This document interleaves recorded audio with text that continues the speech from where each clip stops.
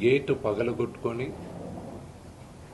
తోసుకొని gate ఎరగొట్టి లోపలికి వచ్చేటప్పటికి ఒక తండ్రిగా ఆయన రియాక్ట్ అయిన విధం చాలా తక్కువని నా భావన.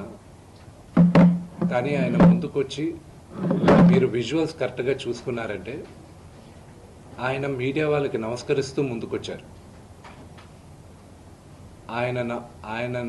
ఆయన చేతులు జోడించి నమస్కరిస్తూ ముందుకు వస్తే ఎవరో ఒకరు ముందుకొచ్చారు, ఏదో మొహం మీద పెట్టారు, ఆ హీట్ ఆఫ్ ద మూమెంట్లో జరిగిందే కానీ ఉద్దేశపూర్వకంగా ఒక వ్యక్తిని కొట్టాలని కానీ ఒక వ్యక్తి పైన ఆగ్రహం చూపించాలని కానీ వ్యక్తిగతంగా లేదు. ఆయన గాయపడిన ఆయన వాళ్ళ ఫ్యామిలీతో నేను టచ్లో ఉన్నాను, వాళ్ళ ఫ్యామిలీ మెంబర్తో మాట్లాడాను, వాళ్ళకి చెప్పాల్సింది మేము చెప్పాం. We are in touch with them and it is a really unfortunate incident.